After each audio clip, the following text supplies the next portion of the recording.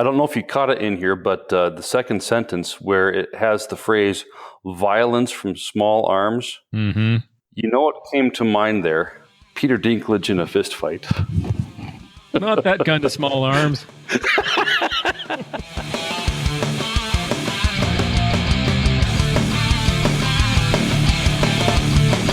Faith, firearms, and freedom.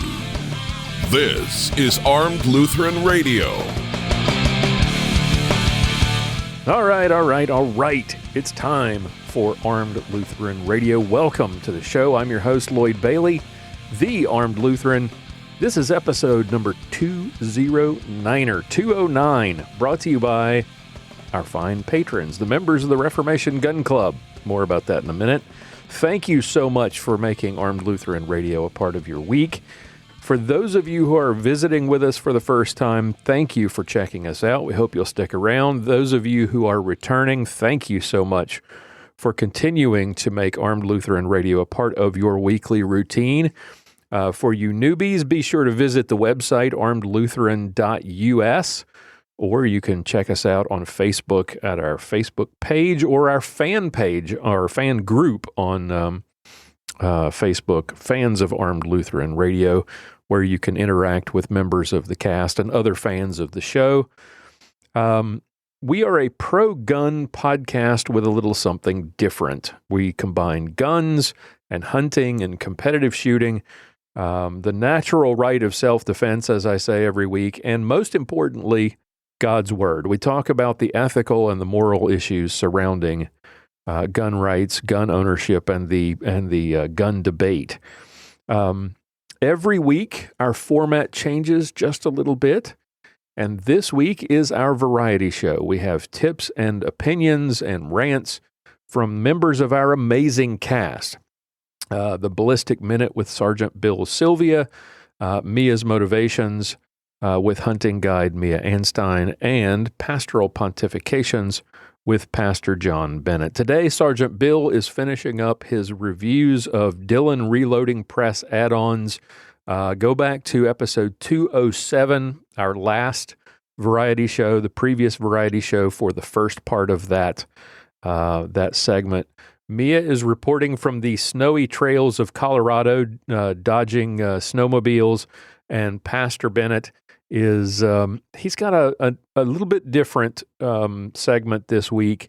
It's a scary and sickening story, really, about the dangers that face your kids online and some suggestions for how you can keep your kids safe.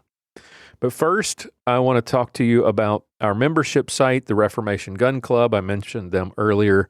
Armed Lutheran Radio is listener funded, and that means that we don't have any advertising. You're not going to hear any sponsor advertising on this show. We rely on the monthly contributions of amazing people like Paul and Jeremy and Calroy and many others for whom I am eternally grateful for their support. And you can join them. If you value what we do here, join them for as little as $1 a month. Members get some cool benefits like early access to the show, invites to monthly online hangouts, exclusive content, Armed Lutheran swag, and lots of other things. Even $1 a month helps a lot. It goes a long way to helping us pay for hosting and software and other services that keep the show going. So check it out at armedlutheran.us/gun club, or look for a link in the show notes at the top of the website, in the menu at the top at armedlutheran.us. Armed Lutheran Radio is also a member of the Self-Defense Radio Network, and we are a proud member since 2016. It is a great group of pro-freedom podcasts, people who talk about everything from competitive shooting to politics to gadgets to prepping to outdoor stuff. Lots of cool stuff for you at sdrn.us or selfdefenseradio.net. Check that out. We are a proud member of the Self-Defense Radio Network, and I encourage you to check out all the great content that they have there. Like I said, we've got tons of stuff. I'm going to get out of the way now. I'm going to let you hear all that great stuff. So sit back, enjoy the show. I will talk to you again next week for episode number 210.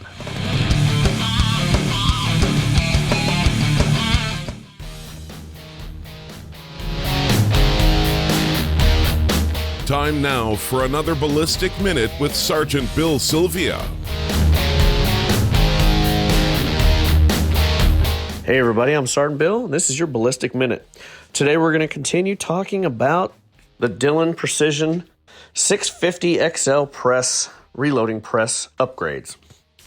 So the next thing I got was I replaced the stock Dillon reloading handle, which was basically a straight bar with a black plastic ball on the end.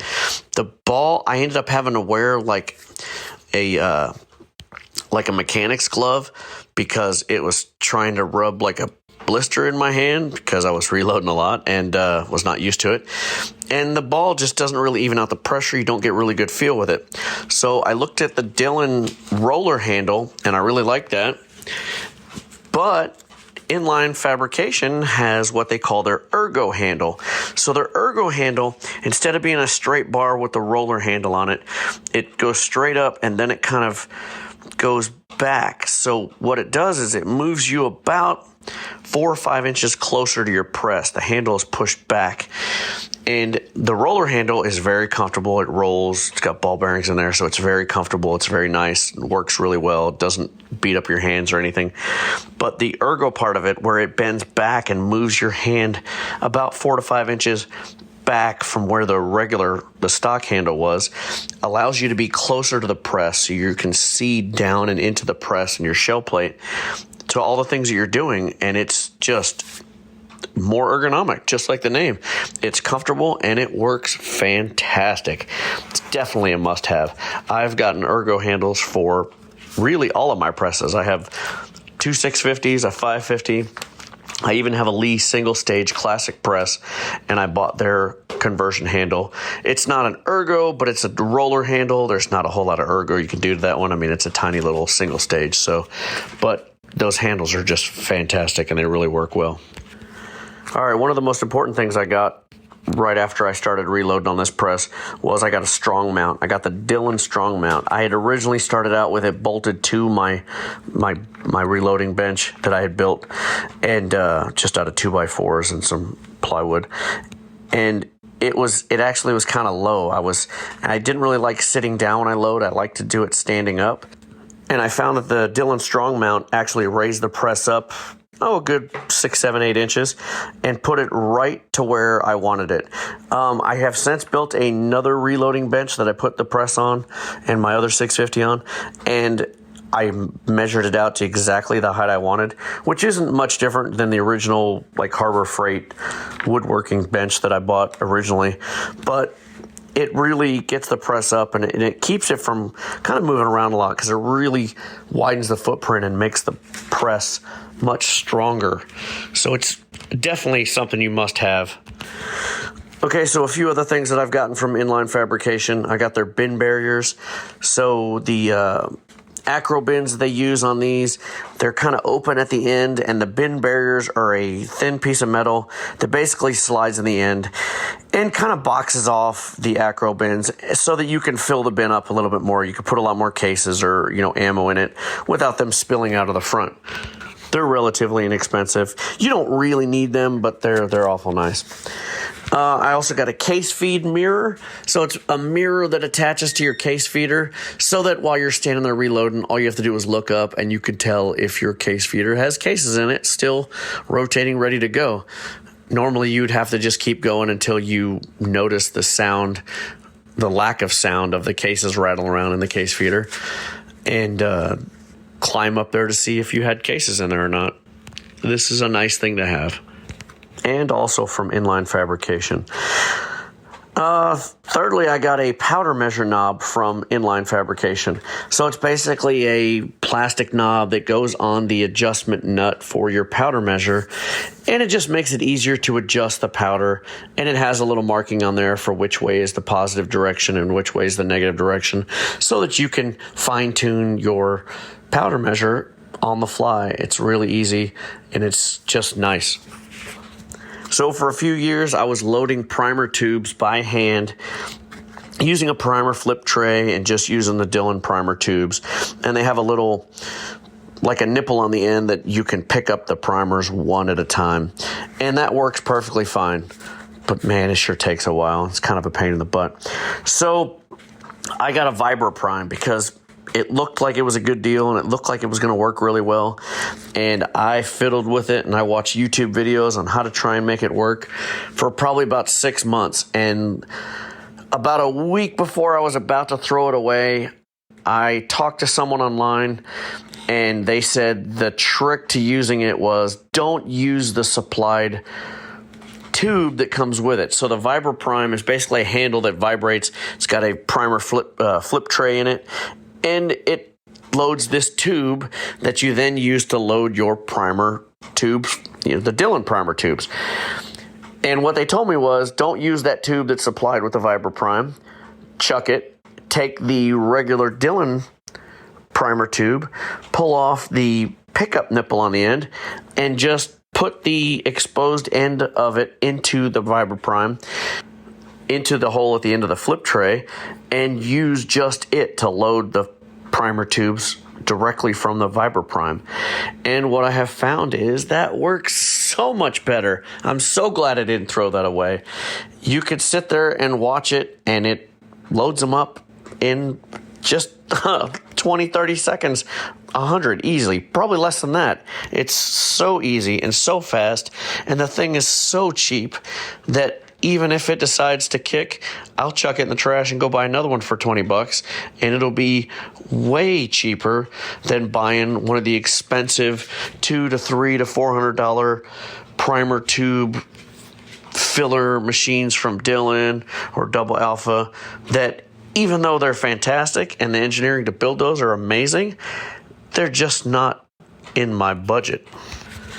So over the last 6 or 7 years of reloading with my Dillon, I've had to use my warranty several times. The most common parts breakage I had was the indexer ring. It's a plastic ring that it's what makes the press progressive. It's what turns the shell plate for you when you lower the handle and raise it back up. And it was using friction between the plastic ring and a wedge that was built into the ring and a metal wedge to cause it to push it to make it rotate. And then it was spring loaded and it would pull itself back. So I was using it several times to not just to load, but I was putting cleaned once fired brass into my case feeder and running it through on a separate tool head just to deprime and resize the cases to get ready for loading. And because there was so much resistance in that setup, it kept breaking those. And I didn't realize what it was for a while. I broke several of them before I realized that this is not working because, just the mass repetitions of running thousands and thousands of cases and rounds were just causing this plastic part to wear out. Dillon has now, in their 750, realized exactly what several other people have realized, that friction is causing the breakage on the parts, and they can't make that indexer ring out of metal because it won't have the flex that it needs just in case something gets bound up in there. But the replacement part that I found on eBay long before the Dillon 750 came out was a index bearing cam block. So it basically, instead of having that wedge on the frame of the press itself that was causing the indexer to rotate, it replaces that wedge with a roller bearing that doesn't cause as much stress and or friction. And since I replaced that part, I've probably cranked through, I'm thinking 30,000 or more cranks of the handle, and I have not broken an indexer ring. Last year, I broke an indexer ring, and I had only had about 10,000 rounds on the indexer ring when I called Dillon up, and they actually sent me 2 replacement indexer rings to keep me ready for the next time it broke. But because of this part, which is a must-have and is actually built into the new Dillon 750, I haven't had that problem. So one of the budget parts that I've gotten for loading is I never got the bullet tray that was an accessory for the Dillon 650. So I always thought it was kind of shallow, and it was just not set up for reloading a lot of rounds. I mean, when I set up to reload, most of the time I'm going to run 200 to 500 rounds in a sitting, and that little bin that came with it just didn't seem like it was big enough to hold that many bullets. So one day I saw this on eBay on my recommended things, and I realized that it could be repurposed, and it was a dog feeder bowl. So it's a plastic container that screws into a dog bowl and, sits upside down. So the dog food, you load it in the top, and it gravity feeds down into the bowl. So the dog comes over and eats the food, and, more falls out. Well, I got the medium-sized one on eBay for like $2, $3 maybe tops, and it holds 1,500 9mm bullets. I got one for my 45 press, and it holds 1,000 45 ACP bullets, which is fantastic. They're all right there. It's a clear container. I can see them. The bowl comes out. It's light. It's cheap. It's perfect. Now, like I said, I load out in the garage, and I'm not too worried about having meticulous cleanup. I don't, if I get a little bit of powder on the floor or something like that, or dust, it's not that big a deal. But being out in the garage, I get a lot more dust, and any press is going to have a little bit of powder leakage on your shell plate here and there. Not a big deal. So one of the things I do to clean up with is on eBay, I buy them a 4-pack of the Dust Off electronic duster. So it's that little canned air deal that you use to clean your keyboard. Well, I use it to blow off the dust and the little bitty powder granules and stuff that might accumulate on my press to keep it clean and keep it running without getting all bound up from all the dirt. It's simple and compact, and I don't have to crank up my air compressor every time I want to just blow a couple spots of dust or powder granules off of my press. I also got recently a round counter that I've been using for the last 6 to 8 months, and it affixes to the press, and it's got a little deal with a spring on it so that every time the handle cranks, it has a little dial on it and will tell you how many rounds. Well, it doesn't really tell you how many rounds you've loaded. It tells you how many times you've pulled the handle, which is usually about the same, but not always exactly. But it's kind of nice. It's not really something you really need. And if I was to buy it again, would I buy it? No, I've got 3 other presses, and I don't have one on the others. I just have one on my 9mm press just because I wanted to try it out. But it's not really necessary. For most of the 2019 season, I was reloading, and I was trying out these spill stop locator buttons that I found on eBay. So it's basically the locator buttons that keep your cases in place that from Dillon, but instead of the buttons, they were smaller buttons, and they had kind of a foam disc around them, and it was to cushion the case as it came into each position as the shell plate was rotating. And at first I thought they were great, and then I started crushing primers here and there, and it was not real consistent. And there's 3 different buttons for the different locators in stations 2, 3, 4, and 5. And I eventually pulled out one of them to see if that was the problem. It was causing too much binding. And then I pulled another one out. And then just about 2 months ago, I pulled them all out. And I haven't been crushing primers like I was before. So if you're trying to stop spilling powder, if you're using a lot of high volume powder that's filling the cases up, I wouldn't recommend those because they tend to kind of stack the tolerances and make the press and the shell plate not work very well. Another thing that I tried out was the shell plate bearing kit, and both of those things, the spill stop locator buttons and the shell plate bearing kit, I found on eBay. Now, the shell plate bearing kit has some roller bearings deals that go underneath the nut that goes into the shell plate and the bolt. Long story short, that part doesn't seem to work really well. I did get it to work on my 45 ACP press pretty well, and since it's working, I've kind of just left it there. But I kept fiddling with it on my 9mm press, and I just didn't like it. The part of it that I did like, and you can buy this separately, is the low mass detent ball and spring.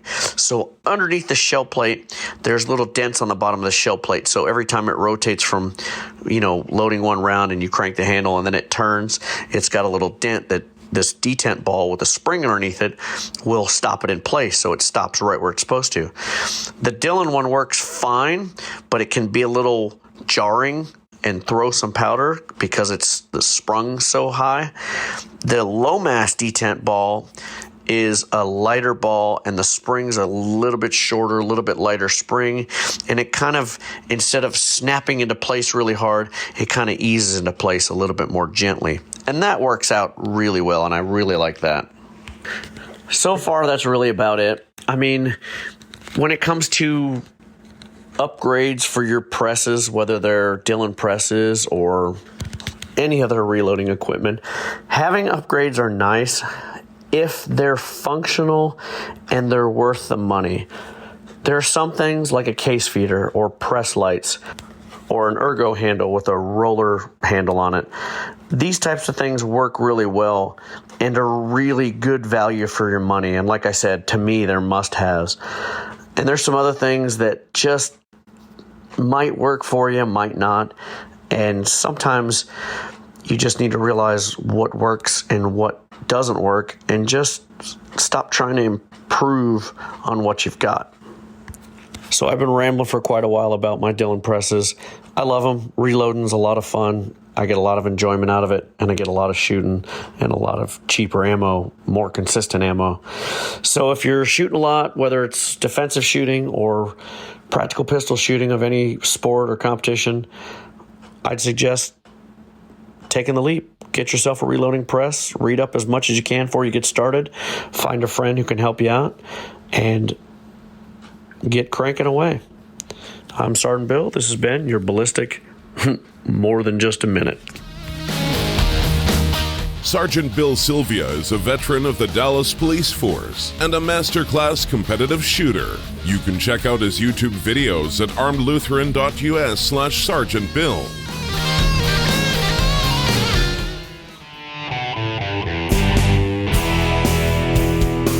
Time now for Mia's Motivations with Mia Anstein.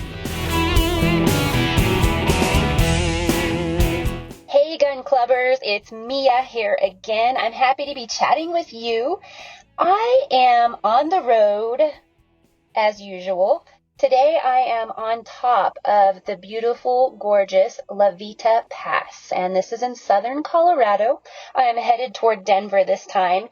And way back in January, a few episodes ago, I had said that I would talk to you more about being aware and a situation that I had where we needed to be aware. And sometimes people say that I am a little too alert and maybe that I'm a little too skittish when I am out and about, but I do travel a lot, as you guys probably know if you've been listening for any length of time. And if you haven't, then welcome to Armed Lutheran Radio, and you'll hear some of Mia's antics today. Anyways, I do travel a lot. I've shared the state-to-state guide to guns and stuff like that, and so that you can know where you're allowed to carry. I've told you how I like to drive so that I can carry. I also like to drive because it gives me a lot of time just by myself where you're not on your device. I can see the beautiful scenery. As I told you today, I have a gorgeous view here in Colorado. When I'm driving around, this story that I want to tell you about, I had told you that I went to the NRA Women's Leadership Summit last fall. That was the end of September, I believe. And then in the beginning of October, I went to the She Never Quit event. Both of those were down in Texas. And so that was a lot of driving. And part of why I drove to both of those is, again, the state-to-state stuff. But also for She Never Quit, I teach archery and I had a lot of gear to haul. So when I went to teach archery, there is a truck stop that I stop at down in southern New Mexico on occasion, and I needed to stop this day, and so I pulled over, and as soon as I pulled up to the gas pump, anytime that I'm going to stop, if I have to stop, then I may as well get gas and get everything done in one stop so I'm not having to stop again so soon. So I stop, and as I'm checking it out, I always check my surroundings. There is an interesting situation going on at this gas station, and my alert, I always am on alert, but it went from probably yellow, high yellow, almost orange, my stage of awareness and of anxiety. And I'm pumping my gas, and I see toward the office, toward the register, there is a man on one side of the doors, and he's pushing this woman toward another man who is sitting on a bench on the other side of the doors. As I mentioned, I do carry. I have a concealed carry, and I'm watching. Really had to use the restroom. That was the whole reason I stopped. I'm thinking, I'm contemplating. I'm out in the middle of nowhere that day, just like I am today. It's a long drive till the next rest stop or gas station. So I'm contemplating, what do I do? Do I load up and keep going? Because I really don't know. And so this is the middle of the day, broad daylight. Just didn't feel right, but I decided that I would go ahead and go in. I pay attention. I'm aware of where this one man is, where the other man and the woman are. And I zip in, I run to the restroom, and I don't know, but once I got in there, my awareness went from yellow to orange to extreme red. Something was wrong. And if you've never read the book by Gavin de Becker, it's called The Gift of Fear.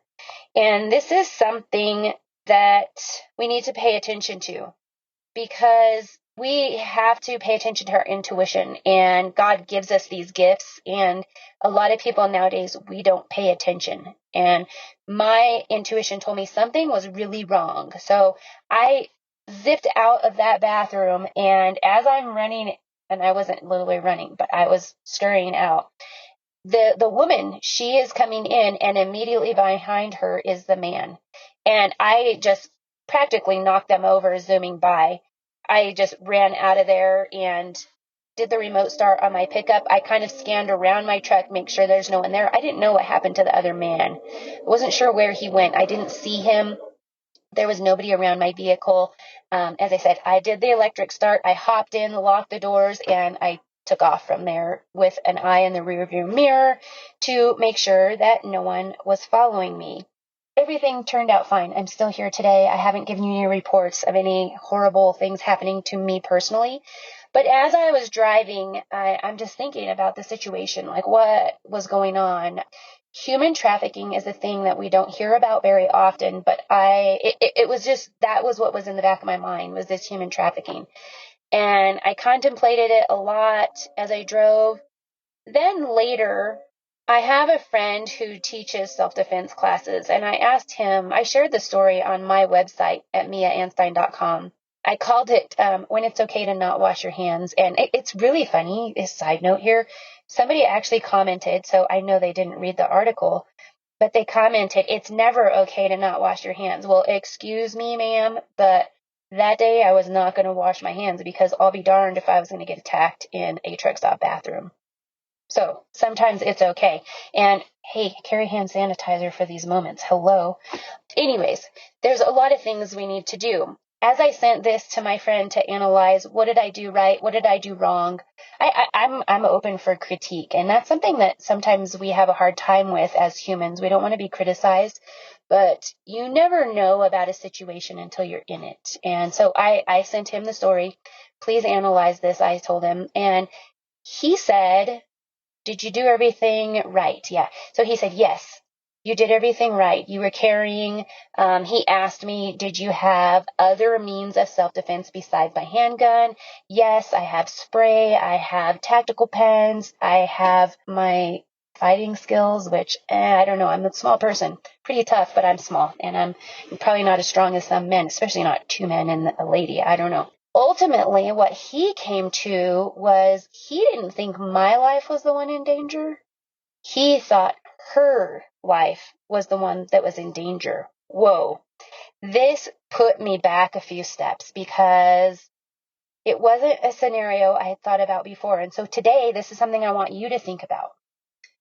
He said, she was the one being trafficked, and they were keeping an eye on her because they had abducted her. Possibly, we don't know. We don't know. This is all theoretical, but these are things we need to think about. Since he brought that up, and obviously the tools we need to carry, those are things that you need to be aware of. Have other means in case you lose one, have another way to defend yourself or your family. But human trafficking, this is from a website called humantraffickinghotline.org. If you go to that website, I went to report trafficking, and that's on their site. And they say human trafficking is a situation in which an individual is compelled to work or engage in commercial sex through the use of force, fraud, or coercion. And I'm telling you this, but I know sometimes this is through drugs as well. And that's why I say I can fight pretty well, but if they're going to put some kind of drugs in you, if they're going to inject you with something, I don't know. I watch a lot of movies. So anyways, you don't know what kind of drugs these poor women might be on. That's a side note. So the coercion part, I'll head back to their site. They say if the individual is under the age of 18 and engaging in commercial sex, they are experiencing, regardless if force, fraud, or coercion is also taking place. If you believe you may have information about a trafficking situation, maybe I did, and maybe that day I should have got in touch with somebody. They say, call the National Human Trafficking Hotline, toll-free hotline, 1-888-373-7888. And that's an anti-trafficking hotline. The advocates are available 24/7 to take reports of potential human trafficking. You can also text the National Human Trafficking Hotline at 233733. The message and data rates may apply, but that is another option. They also say you can chat with the National Human Trafficking Hotline via www.humantraffickinghotline.org/chat. So those are 3 ways that you can get in touch and report these things. This is something that I have added to my satchel because I do travel a lot, and I feel bad because that day I think my friend was right. I think maybe it was the woman that was in danger and not me. They say report missing children or report child pornography to the National Center for Missing and Exploited Children at 1-800-THE-LOST or 1-800-843-5678. These are things, as I said, I really just wanted to share with you because it's something that hadn't crossed my mind, I guess, and it really hit me later that I possibly could have done something to help if I knew. And even as I sped away from that gas station, and I say sped, but I really try to stay within the means of the speed limit because I don't want to get pulled over, but I just had to get out of there. But I could have sent a text. I could have pulled over later if I knew somebody wasn't following me. I could have pulled over, got on the website, and reported what I saw. And in the future, we will have these tools at our disposal. I hope they help you, and do more research. See what you can learn. If you've had any experiences like this, let us know over on the Fans of Armed Lutheran Radio page on Facebook.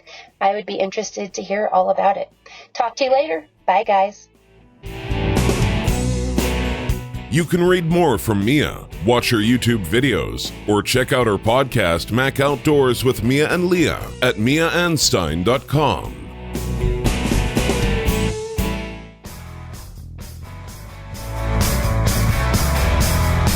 It's time for Pastoral Pontifications with Pastor John Bennett. Hello and welcome to another segment of Pastoral Pontifications. This is the pistol-packing padre himself, Pastor John Bennett. On this podcast, we often talk about the subject of personal protection, and today I wanted to talk about protecting your children. No, this isn't going to be some deep theological conversation, but hopefully you will find this informative, if not possibly disturbing. With that in mind, let's get to our subject for today. It's about protecting our children. My wife is a parochial school teacher, and both her and myself have noticed, even within this small school, that there is a good number of children who have unlimited, unfiltered, unmonitored access to social media. In particular, we see this with young girls anywhere between grades 4th on up. That's right, 4th graders. As Walter Soapjack would say, 8-year-olds, dude. And that's for those of you who are big fans of The Big Lebowski. The big question for you is, are you aware of what your child is seeing on social media? Now, what prompted this to come to mind for today's topic? My wife had shared a YouTube video with me that I will also include in the show notes. And this video was produced by a team that has as its goal to create software and technology to identify and stop child predators.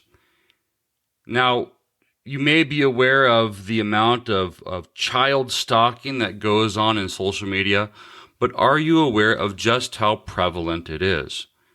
Now, this incredibly disturbing video, it features a 37-year-old woman who is a member of the team who goes undercover posing as a 15-year-old on social media, and then later on even as an 11-year-old, to see exactly what kind of attention the profile would get.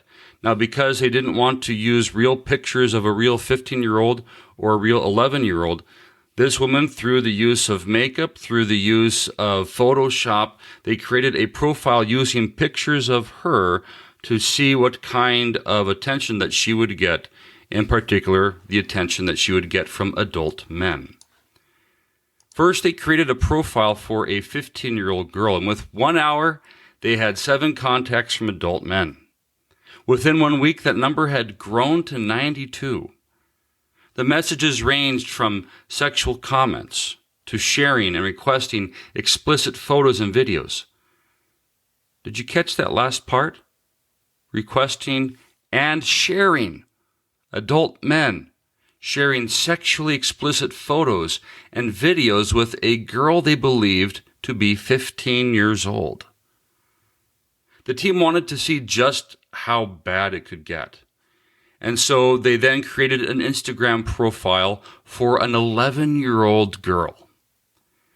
Within about 25 seconds, the doctored profile picture of this 37-year-old woman posing as an 11-year-old girl received its first like from a man whose profile picture is that of a penis. Within a minute and 7 seconds, the profile received its first private message, and the messages kept coming in. Messages including grown men explaining sexual acts to who they believed to be an 11-year-old prepubescent girl. Messages were requesting nude photos. Messages requesting to meet in person. Grown adult men. An 11-year-old girl, at least what they believed to be an 11-year-old girl. Getting back to the 15-year-old fake profile, there was a 28-year-old man who would relentlessly pursue this girl whom he believed to be 15 years old. He eventually, at least in his mind, was able to convince this young girl to meet with him. And so this 37-year-old woman, wearing lots of makeup and a ball cap to conceal her age, she met with this man in a hotel lobby. She acted reluctant, as you would expect a 15-year-old about to have her first sexual experience would act. And this pervert would repeatedly coerce her to go upstairs because there he was, at least in his mind, he thought he was going to take her virginity. Do you know what your children are doing on social media? Now, in this case, this was Instagram. The problem with social media is that it is very easy for perverts, perfect strangers, people with bad intentions, to see what is going on in your child's life. Pictures are geotagged often, so that someone with the right knowledge is able to find out the location that those pictures were taken in.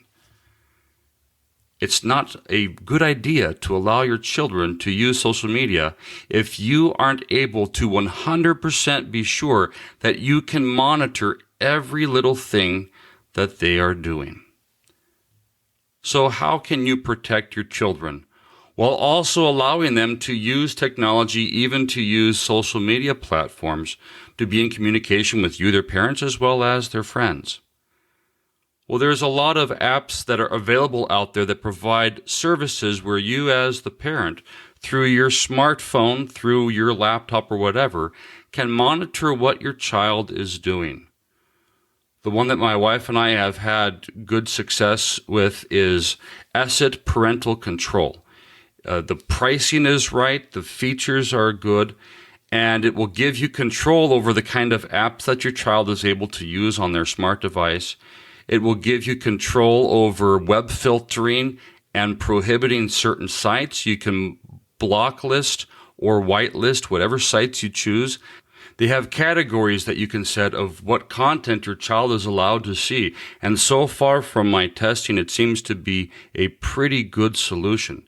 The app also has a very helpful feature where it allows you to track the location of your child's device, and presumably your child as well, through the device's GPS features. Now, this program in particular is only available for Android. There are similar programs available for iPhone as well.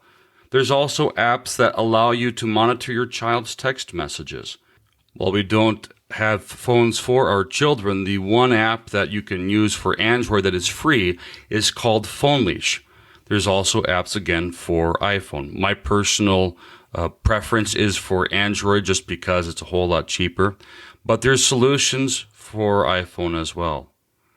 The point is, make sure you know what your child is accessing on their device. Now, this isn't because you don't trust your child, and if it's because you don't trust your child, then perhaps you need to have a different conversation with your child. But this is because, at least from my perspective as a parent, I don't trust the perverts in this world. Yes, the people that are out there trying to stalk children, trying to make prey of your child. Those are the people that I am worried about when it comes to my children and them being online. So protect your child. The other thing that I would encourage you to do is to have your child, at least if they are old enough and mature enough to handle what is seen in this video, because yes, it is disturbing. Have your child watch this video. Now, my daughter, she's going to be away today at a tournament, at a basketball tournament. My wife is going with her. But in the event that they are separated or she wants to spend some time with her friends, we took an old phone of ours and we activated it on a prepaid plan just for this weekend. Now, for her, we showed her this video. She is very much concerned about the stuff that is out there because we have had these conversations with at least our oldest daughter, and she understands that this is because we love her, we care about her, and we want to protect her. If you have already allowed your child to access various social media platforms without having these conversations with them, I hate to break it to you, but you might have to play the part of the mean parent. You need to be able to protect your child in this insane, crazy world that we live in. I bet if you asked every parent whose child was taken from them by a predator, if you would have asked them before their child was taken if they ever could imagine their child falling prey to one of these predators' manipulations, they would have never believed it. But then now, sadly, it's too late for them to go back and change the mistakes that they made. Well, that's all that I had for you for this time. If you have any questions or comments about this segment, or if there are any topics that you would like me to pontificate about, please be sure to send your feedback through the Armed Lutheran Radio feedback page at armedlutheran.us. Christ's blessings and a very blessed season of Lent to you all. John Bennett is the pastor at St. John's Lutheran Church in Willow Creek, Minnesota. For more information, visit stjohnswillowcreek.org. Got a question or a comment about something you heard on today's show? Visit our feedback page at armlutheran.us/feedback and leave us a voice message or send us an email. We'd love to hear from you. For show notes, be sure to visit our website at www.armedlutheran.us. Check out the Facebook page, The Armed Lutheran, or join our Facebook group, Fans of Armed Lutheran Radio. If you like what you hear, please leave us a comment on our feedback page at armedlutheran.us/feedback or a review on iTunes and let us know what you think. Thank you for listening to Armed Lutheran Radio, a member of the Self-Defense Radio Network.